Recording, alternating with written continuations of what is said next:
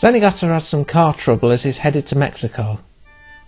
Worse still, the only passerby turns out to be Lupin. He eventually makes it to his destination, the mansion of Madame Tequila, aiming to protect her diamond, the Black Pig of Mexico. She claims she doesn't need his security, like so many others. He insults her, which actually leads her to accept his help. Unknown to Zenigata, she actually hopes Lupin steals the diamond. Lupin and Jigen scout the mansion out, spotting Zenigata's team. Lupin decides upon a head-on attack via jetpack.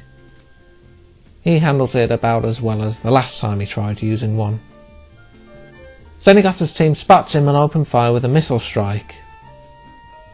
Lupin ends up crashing through the mansion and flying off, eventually landing outside. Lupin's next attempt is to infiltrate underground. Zenigata's quite literally on the mark, however. He uses a high-power hose to send Lupin back the other way. Tequila keeps watch, noting she hopes Lupin steals the diamond soon so she can claim on the 10 billion insurance money. Attempt number 3 involves racing through on a high-powered tractor. Zenigata counters by setting up a barricade. Jigen counters that with a rocket launcher. The tractor crashes through, but when the police force moves in on them, they're left with decoys. Said decoys also explode. It happens. Zenigata charges back to Tequila, telling her to hand over the diamond before Lupin arrives.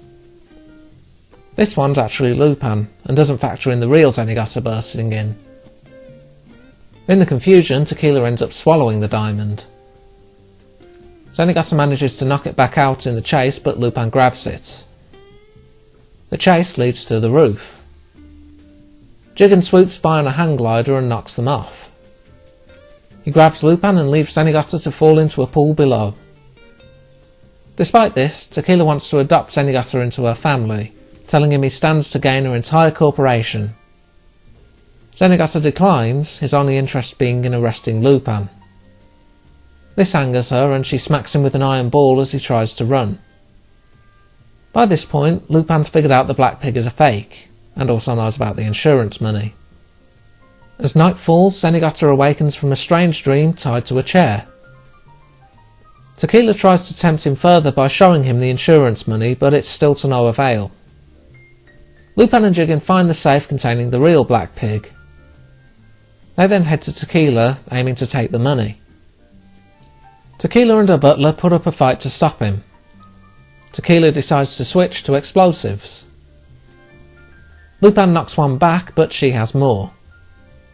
She didn't think things through, as the whole mansion goes up in flames. Lupin and Jigen escape, but the money's lost, and the diamond's been charred back into coal. On top of that, Tequila still hasn't given up on her plan to adopt Zenigata. Imagine still wanting Zenigata as an heir even after he fails.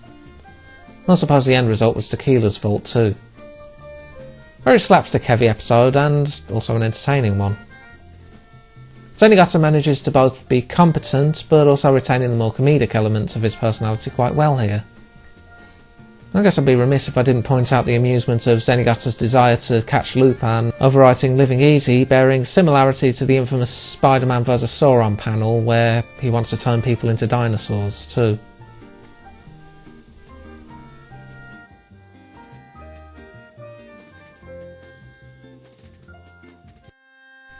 A Russian base has developed a new prototype nuclear submarine known as Ivanov. Warning bells are sounded as it's set to go into meltdown, but this was all the trick by Lupin so he could hijack it. Fearing an international incident, the chief sends in an airstrike in Lupin's direction. Lupin figures it's just a scare tactic, and the chief soon contacts him requesting he return it.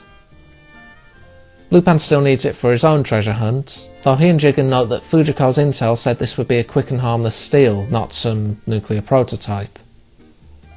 Speaking of Fujiko, she gets a note from Lupin while on the run from Zenigata. He pursues her but gets stopped by Mossad agents. The Mossad agents then get taken out by MI6, leading to a tug of war between international agencies as they try to get Fujiko on their side. She eventually gets taken by KGB, who bring her to Ivanov's chief. She tries negotiating a payment, but this falls on deaf ears. Luckily for her, CIA agents have tracked her down and take the KGB out. Even luckier, the lead agent, Robert, is willing to give her 10 million for the submarine.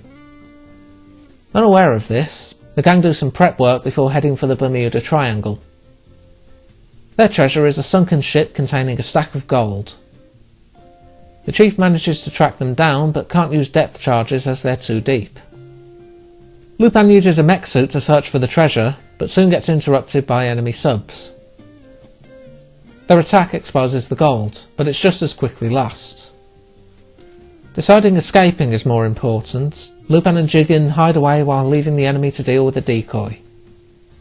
Meeting with Fujiko, Lupin learns of the CIA deal, though Jigen suspects they'll be the ones sold out. Before they can discuss further, another attack is launched on the gang. They race back to the Ivanov in response. Zenigata cuffs on the submarine despite Lupin's warning that they're diving. Robert contacts Fujiko to close the deal with her. KGB agent Mangovich interrupts, resulting in a bidding war for ownership of the submarine. Lupin decides to surface, if only for Zenigata's sake. The chief is waiting, demanding he surrender the Ivanov. Robert also makes an appearance, not wanting to give up his investment. They fight it out as Lupin and Fujiko argue over whose fault this is. Back in the sub, Goemon decides that if the KGB and CIA are laying claim to it, they should get half each. As they escape, Lupin and Fujiko continue their argument over which outcome ended worse, the ship's gold or the subsail. As they do so, Zenigata continues to cling on, ever in pursuit. Definitely a unique take on the CIA going on here, especially given their last big appearance. It was funny seeing Lupin actually call Fujiko out for once, especially as she kept firing back at him over the sunken gold due to the dollar signs in her eyes. Overall, fun episode, but not really much of a finale compared to the previous two series. Felt like just another heist rather than anything larger scale. The episode's writer, Hiroshi Kashiwabara, actually comes back in the TV movie era with a movie that uses this premise in the form of Orders to Assassinate Lupin, or Voyage to Danger depending on your translation. The lack of this being much of a finale also makes you wonder if they had something bigger in mind for the two episodes that never got made. Oh, and at the beginning of Series 3 when I said the stills may or may not be from the unproduced episodes, they're not. I found the scenes from within the episodes as I rewatched. For voice actor trivia, Robert is voiced by Toshio Furukawa, which will have some significance come the Fuma conspiracy for those who don't already know. The Ivanov chief was also voiced by Junpei Takiguchi, which I can appreciate as he's been there since the very first episode in various roles. Almost a Phil Hartman to the main gang's voice cast in a way. Not his final role in a Lupin production, but nice to have him there as a bookend alongside the main cast for the TV episodes. On that note, we come to the end of Series 3 and the last TV series for some 25 years or so. 30 if you don't count Fujiko's series. As I said at the start, this gives us, well, more Lupin adventures. May not be quite as globetrotting as Series 2, but each episode gives us something fresh in terms of writing, and very few degrade to outright bad. I think the art shift may have initially put people off, plus maybe lack of exposure compared to Series 2, the movies, or more recent offerings. That and the animation playing a lot looser in comparison, with a lot of shifting between art styles, even in an episode. There's not really anything super standout animation-wise, like say, episode 99 or Miyazaki's Series 2 episodes, outside of maybe the Star of Alaska 2-parter, but generally speaking, the animation's serviceable enough. I also noted they really liked sunsets in this series too, to the point you could probably make a drinking game of a sunset being in an episode. They're nice looking sunsets though, so that's not me being derogatory or anything. To close things off, I'd say if you enjoyed Series 2 and haven't seen this series before, maybe give it a shot, as you might find some stories you enjoy. Next time, we trek across New York and Baghdad in pursuit of the legend of the gold of Babylon. Until then.